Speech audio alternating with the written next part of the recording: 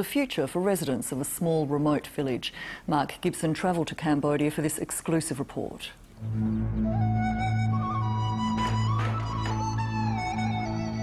We lead such soft lives in Australia. We really don't know how lucky we are. Luke, first impressions of this place?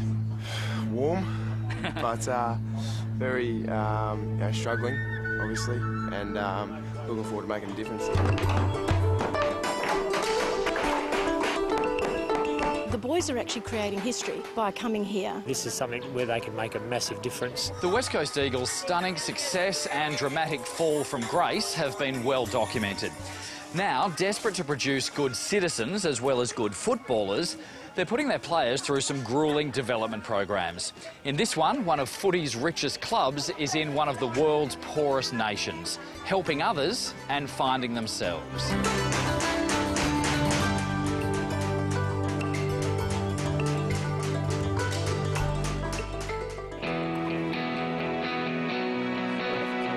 It starts with a 6 a.m. flight from Perth. Andrew, have a great flight. Thanks. 12 young footballers resting up before a life-changing mission. 11 hours later, they arrive in Cambodia, a country of 15 million, bordered by Thailand to the west, Vietnam to the east and Laos to the north. They'll just play a very small part in helping, a small number of families and orphans make their life a bit more comfortable. Can't wait to get into it and start knocking up a few houses. We'll take you back out to the village in a moment, but first we're in the Cambodian capital, Phnom Penh. On the surface, it's got all the hustle and bustle of many Southeast Asian cities, but you don't have to look far to uncover the scars of the brutal Khmer Rouge regime. The Killing Fields is really just one massive grave. The infamous Killing Fields, where 20,000 people were executed by Pol Pot's henchmen between 1975 and 79. And what we have here is the various pits. Thousands of corpses were found in 129 mass graves. There's 9,000 different skeletons, and this is one of the grave sites where there were 450 people buried. The first thing that probably hit me was the 9,000 skulls that we saw in the temple and the discarded clothing and bones just laying around the ground. It's a bit of a culture shock, and it makes you realise how easy we have it back in Perth. Before they were executed here, they were held and tortured here. Well, seeing the barbed wire and the bloodstains still, in the cells are pretty confronting. The Tul Sleng prison, also known as S21, where entire families were stripped, shackled, beaten. The photos make it feel real, the paintings in there that give you some idea, but to actually think that it was happening is still hard to fathom. Only 7 people got out alive. This man was one of them. Now 79, he tells how he was tortured 3 times a day for months. It's an amazing story how he survived, and then he can sort of stand up in front of people and sort of talk about it so freely. You don't really see that on a documentary channel on Foxtel, When you come and experience it, it's pretty confronting, and as I said, it hits close to home. They now know why they're going to do what they're doing over the next couple of days because of what they've learnt today. The players are heading 3 hours west of the capital into the Kampong Speu province. It's remote and rugged. A makeshift bridge has to be hammered into place before the convoy can pass a creek. Another bridge is crossed on foot as the Eagles enter a world that time forgot. The Tra Pung Saray village, the poorest people in the poorest province in Southeast Asia's poorest country. Real eye-opener just to see how far away from the city these people are actually living and how they're doing it too. These people have been bombed, they've been tortured, they've been terrorised. No matter what has happened to these people, they just get up and get on with it, and they do it with a smile on their face. Retired Perth couple Corrine and Mike Gurry organised the trip. They've dedicated their lives to helping Cambodians improve theirs. Why? We have a responsibility. That's... Simple as that. 200 village families live in fragile thatched huts. It's a basic existence. No roads, no playgrounds, no bathrooms. Children fetch water from wells. If you earned $1.50 a day, you're at starvation. And these people might get about $2 a day. So they're very, very, very close to being extremely vulnerable. Even taking a photo is a novelty. Oh, very good, look. With no mirrors, let alone cameras, these kids are seeing themselves for the first time. These children don't know how to play.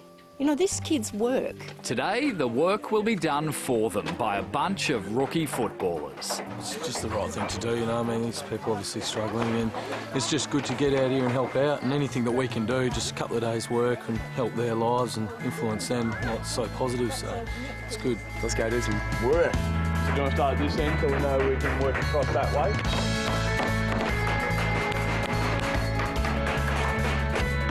What's it like to be literally building someone's house they're going to live in? Yeah, it's a pretty special feeling.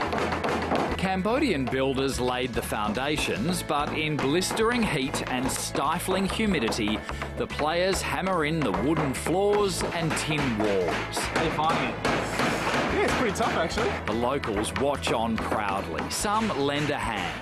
We've knocked in the floorboards, put up the side railings, the shelter and everything. It's been great. This is where the real magic happens. I don't want to sound dramatic, but it has the potential to save lives, because what we're doing here is we're getting people up off the ground. They lose their homes every year. You can imagine a little house like this one being washed away. Just like you and I, the villagers here had to save a deposit towards the cost of their new home. But in a country where police officers and teachers earn $20 a month, that's no easy feat. These families saved and contributed $25, but it took them up to 3 years to do it. The Eagles are premiers. In 1994, when the Eagles were winning their second flag, this Cambodian building program was starting through the Tabitha Foundation.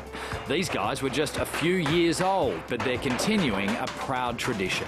Children who are living in a vulnerable situation, such as a little house like this one, only 15% of them will go to school. When they get a Tabitha house, as the ones that the boys are building over these last few days, that rate goes up to 85%. With their work half done, the young Eagles bunk down for the night at the Sunshine Orphanage. Most of the children have lost both parents to AIDS. Another Perth couple, Gary and Kim Hewitt, run the orphanage and accept a $5,000 donation from the Eagles. Next morning, the footies come out for a drill with the coach, while the visitors take on the locals in a game of volleyball. Then it's back out to the village to finish off those houses. Want to go, boys? Want to go, lads? It's been tough, it's bloody been hot. And not that you'll hear any complaints. just to interact with all the locals, you know, get a chance to play with the kids at lunchtime, and that's been awesome.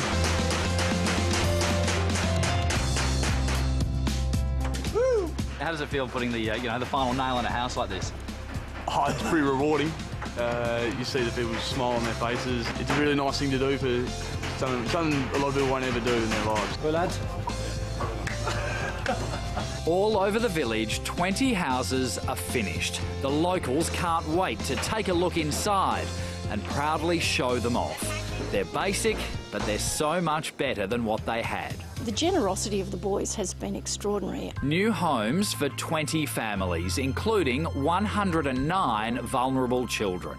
To put up one of these houses, it could save a kid's life or something like that, because they don't have to be shipped off to Thailand to put into child prostitution. Building a future for people with a terrible past.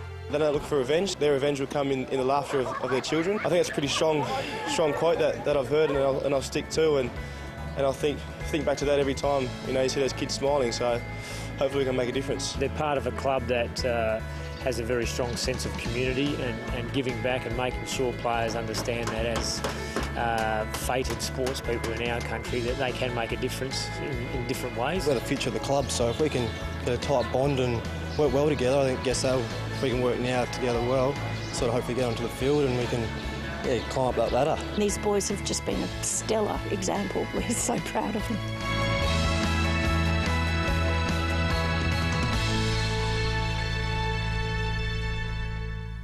The Eagles say they'll return to Cambodia and continue the building program next year. Mark Gibson reports.